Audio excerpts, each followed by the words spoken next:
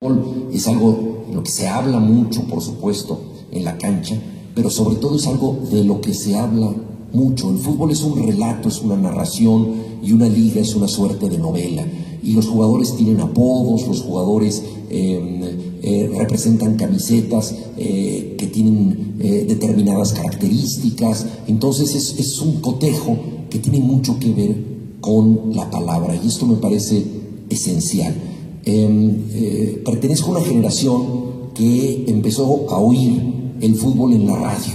Yo recuerdo el Mundial de 1962, el Mundial en Chile, y recuerdo aquel gol de último minuto que nos anotó España y nos impidió pasar a la siguiente ronda, después de que México hubiera dado uno de los mejores partidos, probablemente el mejor que jamás ha jugado en un Mundial, ganándole 3-1 a Checoslovaquia, que a la postre sería el subcampeón del torneo. O sea, no fue nada fácil ganarle a Checoslovaquia. Y un último gol de Peiró puedo ver como si lo hubiera presenciado con los ojos. Lo vi con la mirada que construye la mente a través de las palabras que oí en la radio, la descolgada de Gento, el centro que manda, y ese remate de Peiró que nos privó trágicamente de pasar a la siguiente ronda. El fútbol por radio permitía que nosotros imagináramos muchas cosas, y los grandes locutores del fútbol se forjaron en este medio, porque en el fútbol televisado las cosas son redundantes, ¿no? No tiene mucho caso que alguien diga la pelota está en la izquierda y el espectador está viendo que la pelota está en la izquierda. En cambio, en el fútbol radiado hay que crear todo un ambiente, hay que situar imaginariamente al radioescucha en el lugar donde ocurren los sucesos. Por eso los grandes locutores de la radio nos llevan de manera casi mágica a un espacio épico. Pienso en locutores como Víctor Hugo Morales, por ejemplo. Víctor Hugo Morales es un locutor de origen uruguayo que trabaja en Argentina desde hace mucho, y algunos de ustedes habrán oído su célebre narración de aquel gol ya muy mencionado de Maradona, en donde él lo compara con un papalote. En Argentina papalote es barrilete, ¿no? Y entonces Maradona va burlando a todo mundo y dice: barrilete cósmico, ¿de qué planeta viniste para dejar en el camino a tanto inglés? Y bueno, empieza a llorar ahí, dice: gracias Dios por el fútbol, gracias Dios, se le quiebra la voz por estas lágrimas, ¿no? Entonces Víctor Hugo Morales es uno de esos locutores que nos pueden llevar mágicamente al lugar de los hechos a través de la palabra. Entonces, que nos dice: la cancha está llena de gente, las tribunas vibran con la afición de la gente, se han soltado palomas en señal de paz, sin embargo sabemos que lo que vendrá a continuación será la guerra. En la tribuna de sol ondean las banderolas de Boca Juniors, la tribuna de sombra hincha por el River Plate, los capitanes de los equipos se saludan en la cancha y se dan la mano, unidos durante unos breves segundos, se separarán para convertirse en enemigos letales durante los próximos 90 minutos. No ha empezado nada y uno ya está emocionado, ¿no? Es decir, es la preparación de ese cotejo hecha a través de la palabra. Claro, es una palabra que nos puede engañar, ¿no? Es una palabra que muchas veces puede distorsionar los sucesos. Por eso el escritor peruano Alfredo Bryce Echenique hablaba de un locutor de radio de su país, de Perú, que narraba un partido contra Brasil, ¿no? Y decía: avanza Perú, Perú campeón, Cubillas tiene la pelota, Cubillas se la da a Sotil, Sotil avanza, presiona a Perú, Perú domina, gol de Brasil. El entusiasmo del narrador, ¿verdad?, no tenía que ver con la realidad. Entonces eso también pasa, es decir, se crea una realidad imaginaria. Pero la gente que acompañó el fútbol a través de la radio fue absolutamente extraordinaria, ¿no? Y yo tuve la suerte de conocer, y siempre que hablo de fútbol y de la relación del fútbol con la cultura, pienso en su relación con la palabra y en una persona absolutamente decisiva para mi generación, que fue Ángel Fernández, que fue un locutor extraordinario, que reinventaba los partidos a medida que los narraba y que convertía el cotejo más aburrido en la guerra de Troya. Entonces el partido podía ser aburridísimo y él empezaba a lanzar consignas y a decir cosas: se hunde la nave, el partido se acaba, sálvese el que pueda, niños y mujeres primero, a esto ya no le queda nada. El partido era horrible, pero él estaba en un estado de éxtasis que hacía que uno se emocionara. Ángel Fernández pertenece a esa generación de narradores que reinventaban todo a través de la radio. Y él estuvo presente en el incendio del Parque Asturias, que era un parque de madera que se quemó cuando fracturaron a Horacio Casarín, jugador del Necaxa, y él se sorprendió de la multitud enardecida y dijo: si un deporte puede concitar esta pasión en la gente, yo quiero ser el cronista de este deporte, quiero narrarlo. Y empezó narrando en la radio y luego pasó a la televisión y se enfrentó con este enigma de cómo narrar en un medio en donde todo se ve y donde las cosas parece redundante decir algo, puesto que el espectador ya lo tiene ante sus ojos. Entonces él se desentendió de lo descriptivo y se dedicó a contar historias, a bautizar a los jugadores, a inventarles apodos, a bautizar a los equipos enteros, ¿no? Entonces al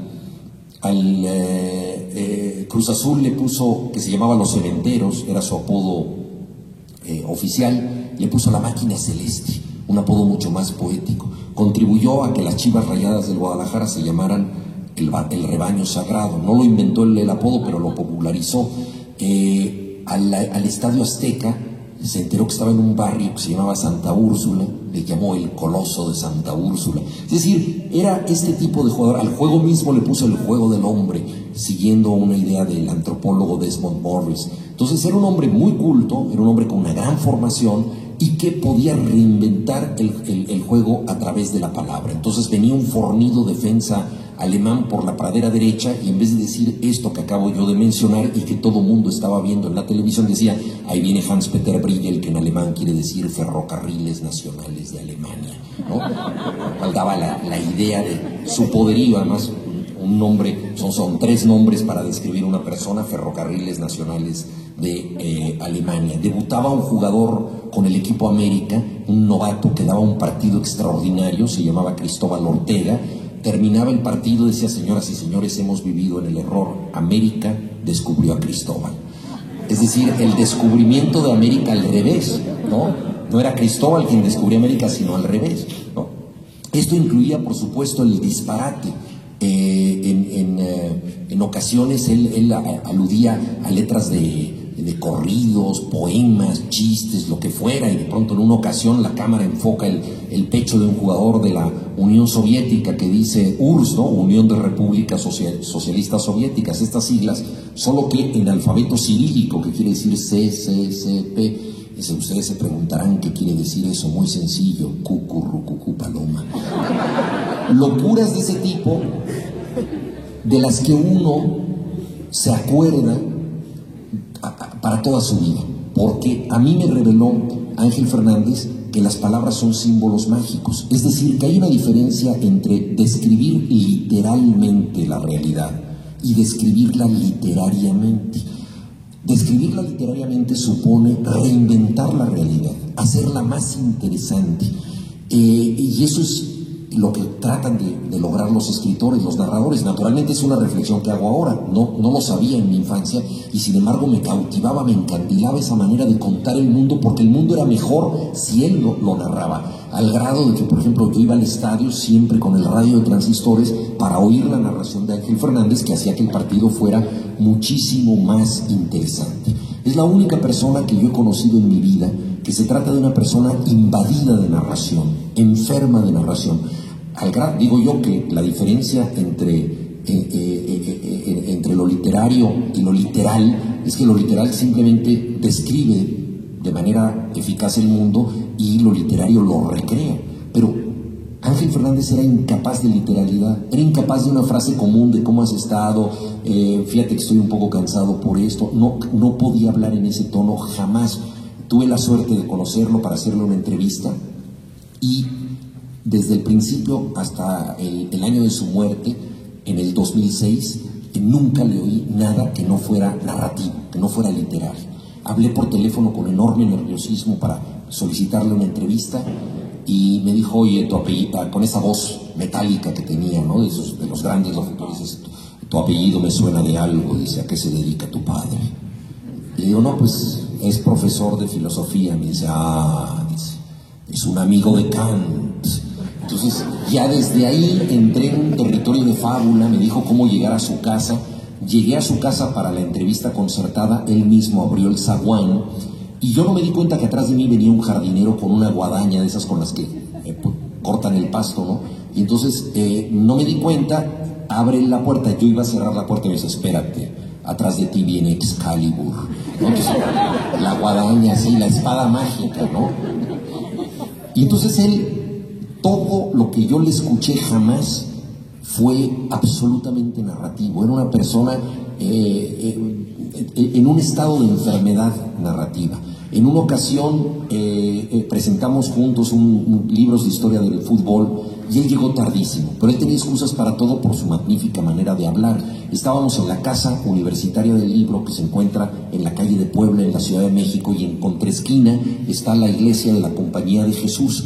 Y entonces él llegó unos 40 minutos tarde y llega y dice, perdónenme, pero es que yo llegué a tiempo, pero llevo 40 minutos en la esquina de la calle viendo un fenómeno increíble, porque la iglesia de los jesuitas se está retorciendo de envidia en su campanario, sabiendo que el verdadero Dios está aquí con nosotros, está enfrente, porque es el fútbol, ¿no? Entonces esa fue su introducción. Y en la mesa también participaba el Pipiolo Estrada, que fue un gran portero del legendario Necaxa de los 11 hermanos. En aquel entonces el Pipiolo frisaría los 80 años, era un hombre de gran planta, muy elegante, de muy buen ver, y Ángel Fernández le hizo este elogio extravagante y absolutamente literario, porque una de las características de la literatura es que uno no sabe para qué es útil. A uno le gusta escuchar estas historias, son historias fabuladas, ¿no? Entonces él dijo, para hablar del Pipiolo Estrada, quiero decirles que vean mis manos. Tengo las manos engarrotadas de tanto treparme a las alambradas del Parque Asturias para ver jugar a este hombre, porque cuando yo era niño colgado de las alambradas lo veía a él y decía, él tiene todo lo que yo ansío tener alguna vez, todos mis anhelos, todo se concentraba en la figura del Pipiolo Estrada. Yo decía, ojalá pueda tener lo que él tiene. Y así crecí yo, idolatrando y anhelando al Pipiolo Estrada. Y ustedes se preguntarán, ¿qué es aquello que yo codiciaba tanto en el Pipiolo Estrada y que nunca pude tener? Un suéter de cuello de tortuga. Que es una historia loca, pero que se le aplica perfectamente bien a un hombre de esa dignidad, de esa postura extraordinaria, ¿no?, que tiene un gran portero, ¿no? Y hablando de porteros, yo una de las mejores narraciones que conozco de fútbol es un texto que escribió Andoni Zubizarreta, portero de la selección española y del Barcelona, y es un texto maravilloso porque él vivía en un pequeño pueblo del País Vasco, donde no había transmisiones de partidos por televisión, y entonces él oía las narraciones de radio y se imaginaba cómo paraba el portero del Athletic de Bilbao, José Ángel Iríbar, que era también portero de la selección española, siguiendo esa gran tradición de porteros vascos. Y entonces él escribe lo que él imaginaba en Iríbar, y probablemente, pienso yo, nunca un portero ha sido tan bueno como Iríbar imaginado por Zubizarreta. Es decir, el niño que quería ser portero y que imaginaba a su héroe, probablemente le atribuía una serie de lances que escuchaba en la radio, pero que él acrecentaba con su pasión y que probablemente no eran reales. Entonces, esta capacidad de mejorar el fútbol a través de las imágenes y de las palabras lo hace particularmente sugerente. Y eso me parece extraordinario. Y luego, esto también admite picardías maravillosas. Hemos hablado muchas veces aquí del gol inagotable de Maradona contra los ingleses, en donde él toma la pelota en media cancha, burla a los demás y anota. Pues bien, en media cancha, quien le dio la pelota fue el negro Enrique, que le dio pues un pase de trámite, es un pequeño pasecito que le dio.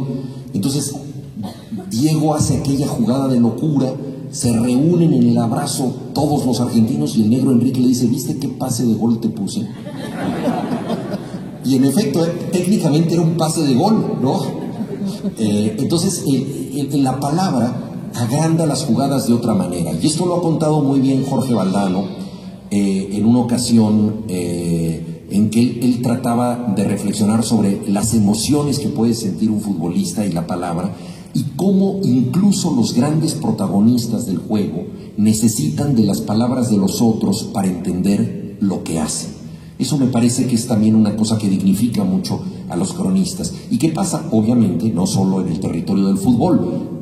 Pensemos en grandes crónicas como Relato de un náufrago, de Gabriel García Márquez, que habla de un hombre que estuvo 10 días en alta mar sin comer ni beber. Bueno, el náufrago que padeció esa historia, él se sentía un pobre diablo que había librado el pellejo de milagro, se había salvado de milagro.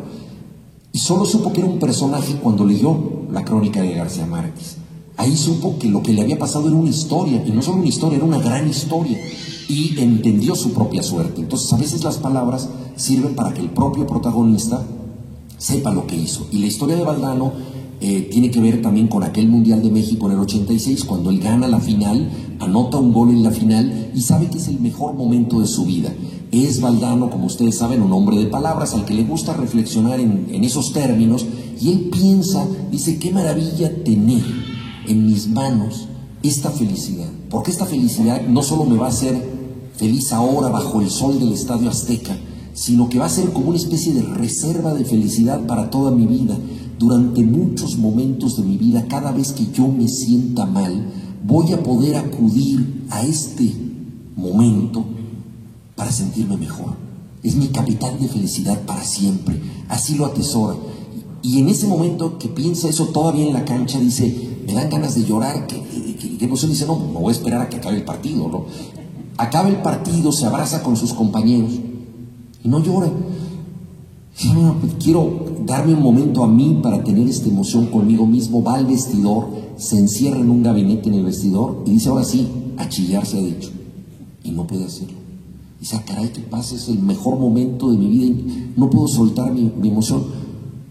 Al día siguiente lo mismo, él regresa a España, donde él vive desde entonces, nada, y dice, bueno, pues me he vuelto una persona, por lo visto, refractaria a mostrar la emoción. Pasan los años, se retira del fútbol, su hermano le suele mandar narraciones de partidos, y él, cuando corre en las mañanas por un parque de Madrid, ¿no?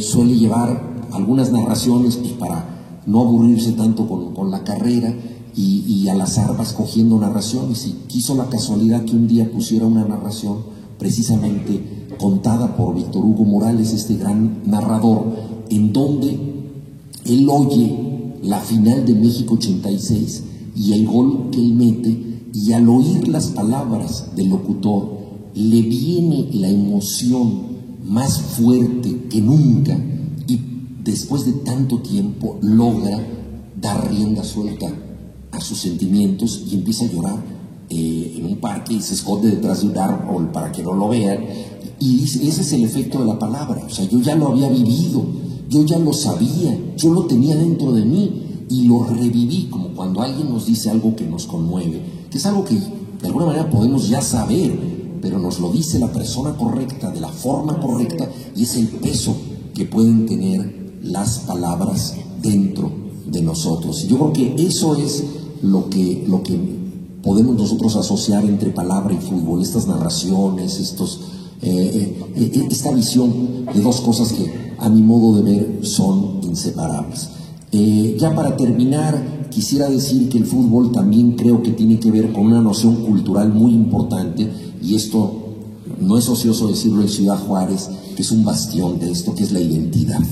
La identidad, el sentido de la pertenencia. Ustedes que representan la identidad mexicana, que yo creo que la gente de la frontera ha sabido mantener una cultura que es nuestra, estando ante la frontera más cruzada del mundo, ante el planeta más poderoso de la Tierra, esa noción de pertenencia también tiene que ver con el fútbol.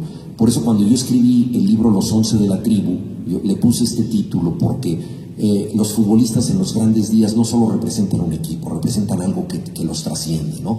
Alineados en el círculo central, cuando saludan a la gente, están saludando a los suyos.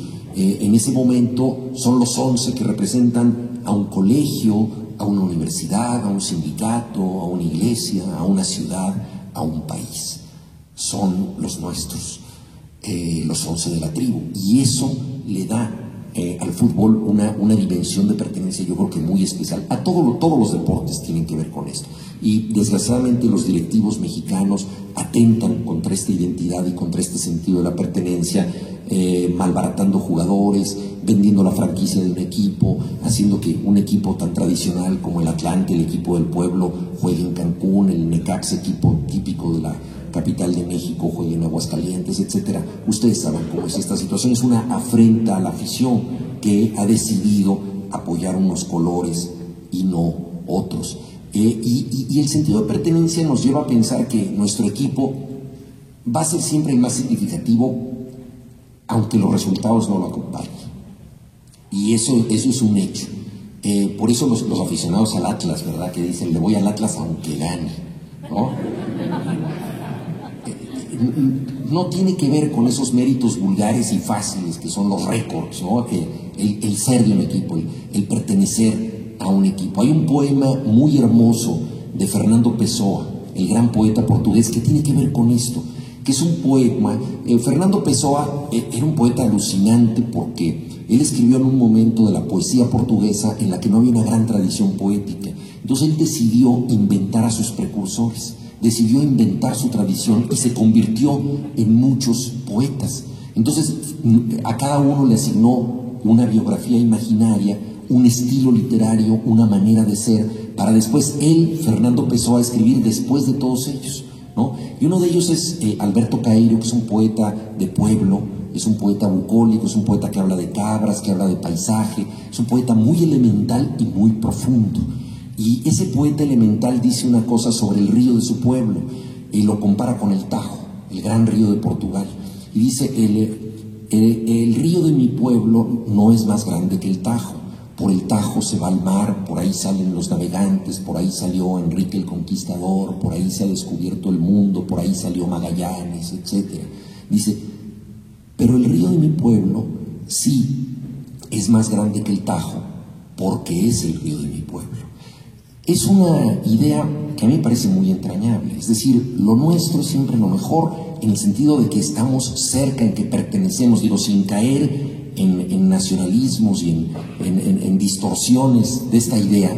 Creo que es entrañable saber que las cosas por las que nosotros apostamos son valiosas independientemente de su grandeza o de sus resultados. Por eso la afición mexicana, abnegada como es, ha encontrado como grito de guerra el sí se puede, porque apoya a un equipo que normalmente no puede o no ha podido, ¿no? Entonces ya lo sabemos. Entonces es un grito motivacional que reconoce implícitamente que lo más seguro es que no se pueda, pero nosotros ahí estamos duro y dale, porque son los nuestros, los 11 de nuestra tribu.